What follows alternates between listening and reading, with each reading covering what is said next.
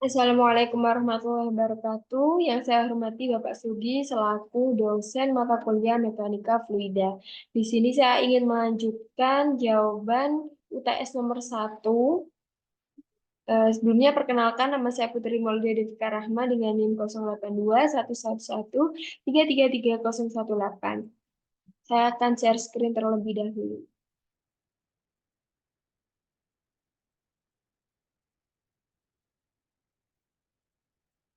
Nah, adapun pertanyaan dari saudari Nila. Pertanyaannya, dalam konteks pengukuran tekanan dalam fluida, bagaimana kita dapat memastikan akurasi pengukuran tekanan hidrostatis dalam lingkungan yang berbeda, seperti pada kedalaman yang ekstrem dalam laut atau di ketinggian yang tinggi di pegunungan? Jawabannya, untuk memastikan akurasi pengukuran tekanan hidrostatis dalam lingkungan yang ekstrem, seperti di kedalaman laut yang dalam atau di ketinggian yang tinggi di pegunungan, perlu menggunakan sensor tekanan yang dirancang khusus untuk kondisi tersebut. Sensor tekanan ini harus tahan terhadap tekanan yang tinggi di kedalaman laut dan perlu dikalibrasi untuk mengompensasi pengaruh tekanan atmosfer yang berubah pada ketinggian yang tinggi. Selain itu, penggunaan teknologi yang sesuai dan pengaturan yang tepat dari peralatan pengukuran juga penting untuk memastikan akurasi pengukuran. Pertanyaan selanjutnya, dalam hubungannya dengan aliran laminar, bagaimana distribusi tekanan dalam fluida di sekitar benda padat yang bergerak, seperti sayap pesawat terbang atau baling-baling turbin angin, mempengaruhi efisiensi dan stabilitas aerodinamis perangkat tersebut? Jawabannya, distribusi tekanan dalam fluida di sekitar benda padat yang bergerak setiap sayap seperti sayap pesawat terbang atau baling-baling turbin angin sangat mempengaruhi efisiensi dan stabilitas aerodinamis perangkat tersebut. Pada sayap pesawat terbang, misalnya, distribusi tekanan yang optimal sepanjang permukaan sayap dapat menghasilkan gaya angkat yang diperlukan untuk menghasilkan lift. Sedangkan pada baling-baling turbin angin, distribusi tekanan yang tepat di sepanjang profil baling-baling dapat mengoptimalkan efisiensi konversi energi angin menjadi energi mekanis. Ketidakseimbangan atau distribusi tekanan yang tidak merata dapat mengakibatkan turbulensi atau stall yang dapat mengurangi efisiensi dan stabilitas aerodinamis perangkat tersebut. Pertanyaan selanjutnya, bagaimana tekanan hidrostatis dan hukum Pascal diterapkan dalam penelitian dan pengembangan sistem penyimpangan energi alternatif seperti baterai cairan atau penyimpanan air bawah tanah, dan apa tantangan utama yang dihadapi dalam menerapkan prinsip-prinsip ini dalam skala besar? Jawabannya, tekanan hidrostatis dan hukum Pascal dapat diterapkan dalam penelitian dan pengembangan sistem penyimpangan energi alternatif dengan memanfaatkan tekanan fluida untuk menyimpan energi. Contohnya, dalam baterai cairan, tekanan hidrostatis dari fluida dalam tangki dapat digunakan untuk menyimpan energi potensial yang kemudian dapat diubah menjadi energi listrik melalui proses mekanis atau kimiawi.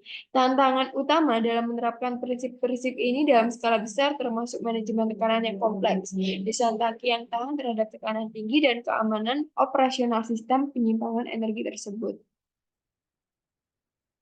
Pertanyaan selanjutnya dari Dwi Putri Kusmawati. Bagaimana perilaku fluida berubah ketika melewati berbagai jenis hambatan seperti dinding berpori atau bendungan, dan bagaimana perubahan ini memengaruhi distribusi tekanan dalam sistem?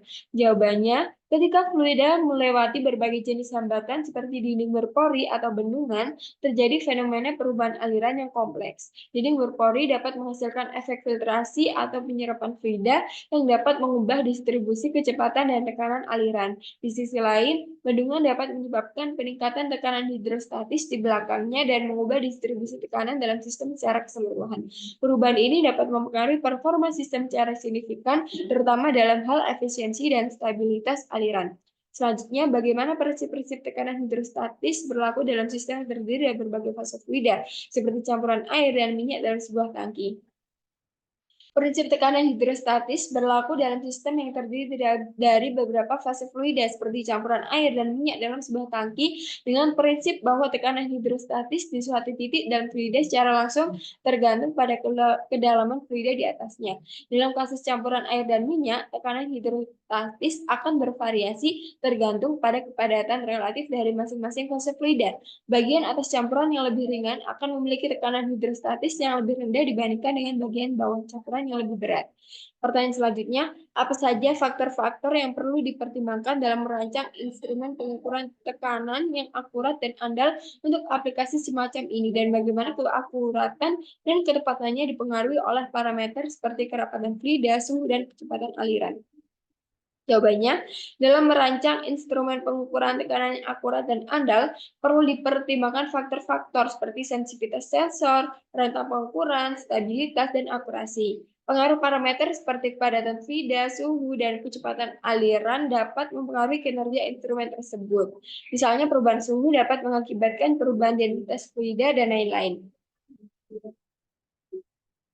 Selanjutnya, pertanyaan dari Siti Mabruro. Pertanyaannya, dalam konteks pengembangan teknologi peringatan dini, bagaimana pemahaman tentang tekanan hidrostatis dapat digunakan untuk merancang sensor tekanan udara yang sensitif untuk mendeteksi perubahan atmosfer yang menandakan kemungkinan adanya angin puting beliung? Jawabannya, pemahaman tentang tekanan hidrostatis dapat digunakan untuk merancang sensor tekanan udara yang sensitif untuk mendeteksi perubahan atmosfer yang kasihkan kemungkinan adanya angin puting beliung. Sensor ini dapat dirancang untuk mendeteksi perubahan tekanan udara secara cepat dan sensitif. Ketika tekanan udara secara tiba-tiba turun atau naik, ini dapat menandakan adanya perubahan atmosfer yang biasanya terkait dengan fenomena cuaca ekstrem seperti angin puting beliung. Dengan memonitor perubahan tekanan hidrostatik secara kontinu, sensor ini dapat memberikan peringatan dini tentang potensi bahaya angin puting beliung. Selanjutnya, bagaimana aliran laminar dapat dimanfaatkan dalam pengembangan teknologi pendingin komputer untuk mencegah overheating? Jawabannya, aliran laminar dapat dimanfaatkan dalam pengembangan teknologi pendinginan komputer untuk mencegah overheating dengan mengoptimalkan aliran udara di sekitar komponen komputer yang memanas.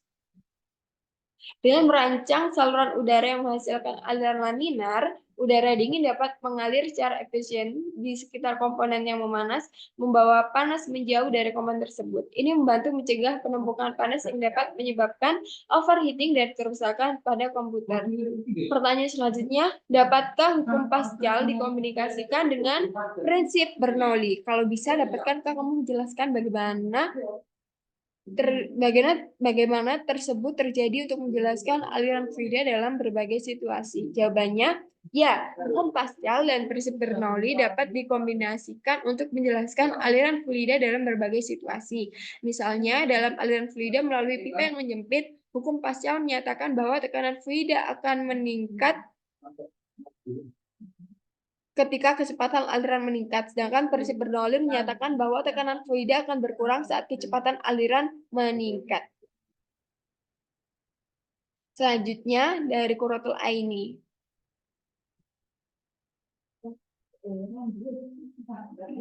Aliran laminar dalam sistem pipa dapat meningkatkan efisiensi energi dan keberlangsungan operasional. Hal ini karena aliran laminar cenderung memiliki gesekan yang lebih rendah dengan dinding pipa, mengurangi energi yang hilang dalam bentuk panas.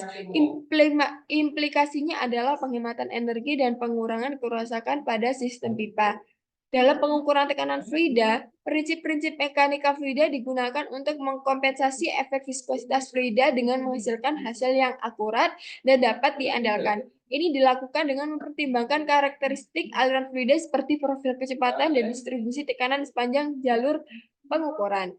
Selanjutnya, prinsip-prinsip hukum Pascal diterapkan dalam desain sistem hidrolik modern dengan memastikan transmisi tekanan yang efisien dan keandalan sistem di bawah berbagai kondisi operasional dan lingkungan. Hal ini melibatkan penggunaan fluida yang tidak dapat terkompresi dan komponen yang dirancang untuk menangani tekanan yang tervariasi dengan aman. Selanjutnya menjawab pertanyaan dari Devi Ratnasari. Jadi perubahan kecepatan aliran dalam aliran laminar mempengaruhi distribusi tekanan dalam fluida dengan menyebabkan penurunan tekanan seiring dengan peningkatan kecepatan aliran. Penurunan tekanan ini terjadi karena energi kinetik aliran meningkat sehingga tekanan statis menurun seiring dengan meningkatnya kecepatan aliran. Manometer adalah alat yang digunakan untuk mengukur tekanan dalam fluida. Alat ini efektif untuk pengukuran tekanan relatif dalam sistem tertutup atau terbuka karena prinsip kerjanya bergantung pada perbedaan tinggi kolom fluida yang diinduksi oleh perbedaan tekanan di antara dua titik yang diukur.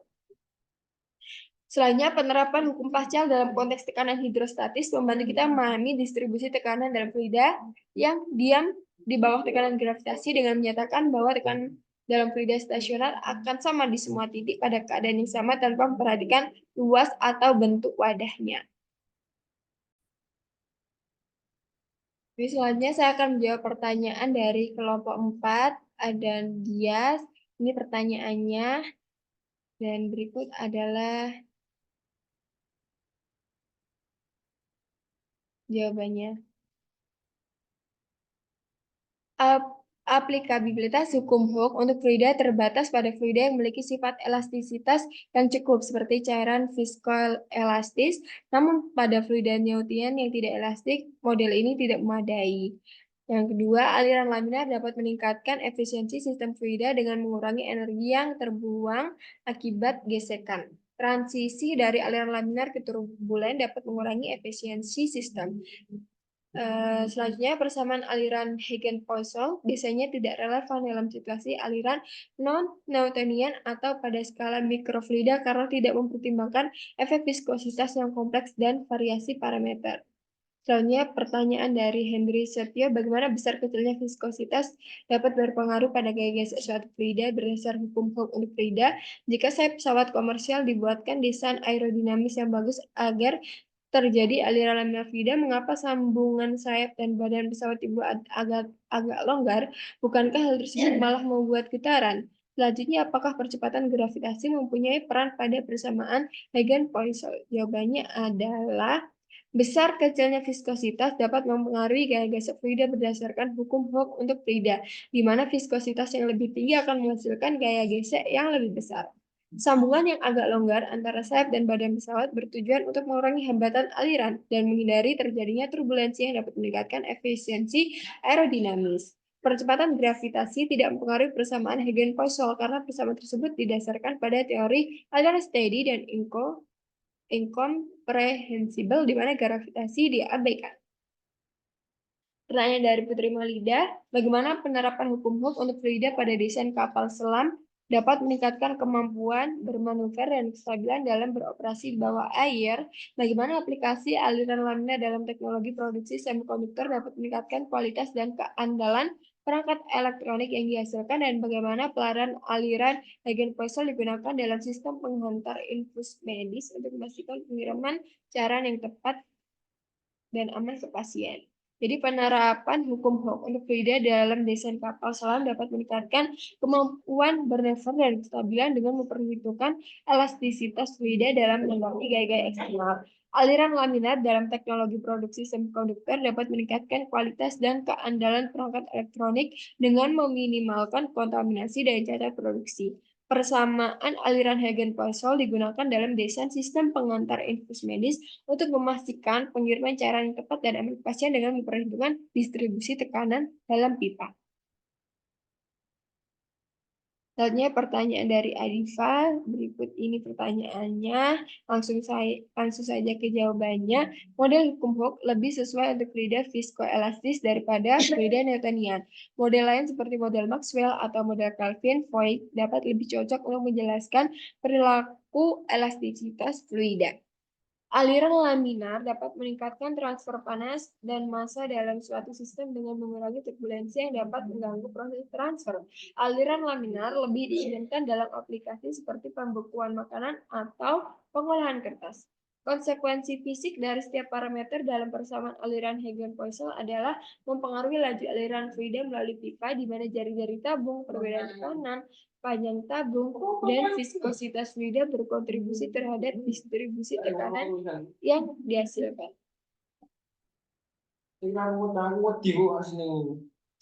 Nah, ini adalah jawaban dari pertanyaan jadi hukum Hooke dapat diterapkan pada fluida viskoelastis yang menunjukkan perilaku elastisitas dalam respon terhadap tegangan atau deformasi. Misalnya pada gelombang atau suspensi yang menunjukkan sifat elastis tertentu. Aliran laminar tidak selalu dibutuhkan dalam suatu sistem. Dalam aplikasi seperti proses pencampuran, aliran turbulen dapat memberikan keuntungan dengan meningkatkan difusi dan pertukaran massa. Persamaan aliran Hagen-Poisson hanya berlaku untuk aliran steady dan incompressible karena asumsi dasar yang digunakan dalam dedukasinya. Untuk situasi yang lebih kompleks, seperti aliran yang tidak steady atau aliran compressible, model lebih kompleks diperlukan. Selanjutnya menjawab pertanyaan dari Rizky Mubarok. Model elastisitas dapat disesuaikan dengan mempertimbangkan parameter seperti kecepatan aliran, tekanan, dan viskositas fluid yang berbeda. Aliran laminar penting dalam efisiensi perpindahan panas dan massa dalam aplikasi seperti penukaran panas dan pengeringan. Penggunaan aliran laminar secara strategis dapat meningkatkan efisiensi proses dan mengurangi konsumsi energi. Persamaan aliran Hagen-Poisson berlaku untuk aliran steady dan incompressible karena asumsi dasar yang digunakan dalam dedukasinya. Untuk situasi yang lebih kompleks seperti aliran yang tidak steady, pendekatan yang lebih lanjut diperlukan. Selanjutnya pertanyaan terakhir dari Devi Nanda. Pemahaman hukum Hooke pada fluida dapat diterapkan dalam desain sistem seperti bantalan fluida atau pengembangan bahan yang elastis. Distribusi kecepatan dalam air laminar digunakan dalam pembuatan mikrofluida atau proses pencetakan 3D untuk mengontrol pengaliran dan distribusi material dengan tepat. Yang terakhir, distribusi kecepatan dan tekanan dalam pipa dalam aliran Hagen-Poisson dipengaruhi oleh parameter seperti jari-jari pipa, perbedaan tekanan, dan viskositas fluida yang berkontribusi terhadap karakteristik aliran yang diamati.